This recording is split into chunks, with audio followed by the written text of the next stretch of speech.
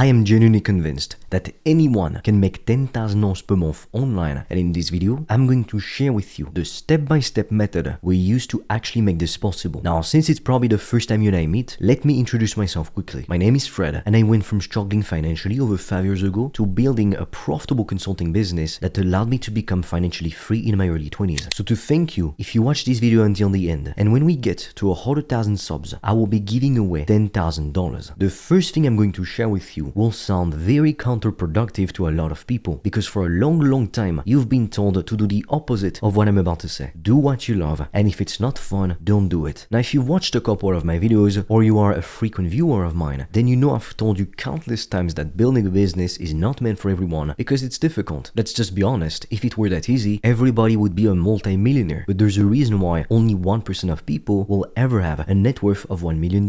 When I was in survival mode, I didn't care about what to do. I just wanted to make money. Because when you're not making any money, it's horrible. You're in this scarcity mindset constantly and you just want some money. That's all you can think about. That's all you obsess over. But as you start to make more money, you realize you have the choice. When you can start to be able to afford anything that you want, it opens up your mind to so many possibilities. Because all that energy, all that time that was spent worrying about money, now it's gone, and it gives you so much more space to think and to see things differently. And you start to wonder, what do I actually want to do with my life? What matters the most to me? What makes me happy? I know you've been told time and again to not follow your passion, and you might even have heard me say that in the past, but for a reason. Because if you want to make 10, 20, 30,000 dollars per month, even more than that, you don't need to follow your passion. You just need to solve a painful problem for other people, because that is what gets you paid. Clients can feel if you're passionate or not, for sure, but it's not their biggest concern. What they care about is that you help them to get what they want. It's literally that simple. However, I heard plenty of people saying, don't chase happiness, don't try to be happy. And I used to agree with them, but nowadays I completely disagree, because I've felt truly miserable. I've been through very shitty situations in my life, and I can tell you for a fact, who wants to be unhappy? Who wants to be miserable? And what's wrong with wanting to be happy? Wanting to feel joy, wanting to feel positive emotions. For a long time, I felt like I couldn't even feel positive emotions. Like all I was able to feel was just the negative, because for some reason, life was against me, or I didn't deserve any better. Maybe you're feeling this exact way right now. So this piece of advice, do what you love. If it's not fun, don't do it. You can't always apply it, because like I said, if you're in survival mode, you're making no money, or you're making $1,000 per month, like a very low amount of money, then of course you're going to have to do things that you're just not comfortable with doing. With my clients, even with you on this YouTube channel, I share things that you need to do, which can be uncomfortable, simply because you're not used to doing these things. To give you an actual real life example, a couple years ago I figured that if I wanted to make a lot of money, I would need to take sales meetings, because that was one of the best sales conversion methods. But I was so anxious to do it that I procrastinated working on my business, posting content, reaching out to potential customers for more than 7 months. It's 7 months of my life I wasted because I was letting my fears hold me back. It wasn't even based on anything real or tangible. It was just what I feared might happen, what I thought could happen, the worst case scenarios that my brain manufactured, but none of the things I feared actually happened. So every time I faced my fear, every time I overcame an obstacle, I realized, wow, that's it? It's literally that easy? Why didn't I fucking do it sooner? Come on. But even if you're still in survival mode, it doesn't mean you can't start something that you're passionate about, that you can't sell a coaching offer or a service offer that makes you passionate. What's wrong with that? If anything, during the hard times or at the beginning, it's gonna be easier to stick to it if at least you're passionate about what you do, if you love it. And considering the amount of time we spend at work, why not make the process just as much fun as possible? At the end of the day, what's the point of life? If you ask me, I don't really have an answer for it, because we're going all philosophical right now. But I would say, I just want to be happy. And some people might say, oh no, you shouldn't want to be happy. What if I do? What if I just want to be happy with the people I love while never having to worry about money? What's your goal? What's your dream in life? Is it to be miserable? Is it to spend all of your days working 13 hours a day for the rest of your life, even if it means you make 10k or 100k per month? What's the point if you work a job you hate? Sure, you make a lot of money, but you don't even have the time to spend that money, so who does it benefit? Now, we talked about this quickly, but what I really want you to understand is that if you want to make a lot of money, whether it's 10k per month or even 100k per month, what you need to do is to help people to solve painful problems, because that is what gets you paid. The more valuable something is, the more money it costs. People are not just going to pay you because you dream of being successful or because you want to make money. It has to be a win-win scenario. You have to give people what they want. I've learned from so many different mentors, and plenty of them, what they had in common is that as long as they were trying to sell something that the market had no need for, they made no money or barely any money. Which brings me to the next point. You want to charge high ticket prices. Forget about low ticket prices. Forget about selling products for $50 or $100, even $200. High ticket prices are typically between at least $1,000 $1,000, and it's not even that high ticket, it's more like medium ticket, to $5,000. Now sometimes your offer can be even more expensive. It can be $9,000, it can be $100,000. There is really no limit, but the average will be between $1,000 to $5,000. And there's a couple different reasons as to why we want to avoid low ticket products. Not only do you need a huge amount of customers to make a decent income with low ticket offers, but on top of that, people who pay the least amount of money, they're the least committed customers. They're the most annoying. They always want refunds. They always want everything for free. No sacrifice, no hard work, no nothing, and they expect you to just give them everything on a fucking silver platter. When that's not how it works. But usually people who pay more, they're so much more committed. They'll put in the work and they will actually get great results. Especially if you sell a coaching offer. If people don't put in the work, they won't get results because you can give them the best advice, the best blueprint, but if they do nothing with it, nothing is gonna happen for them. And high ticket offers also mean your profit margins are higher because you get to keep more of what you make since you charge more, which also means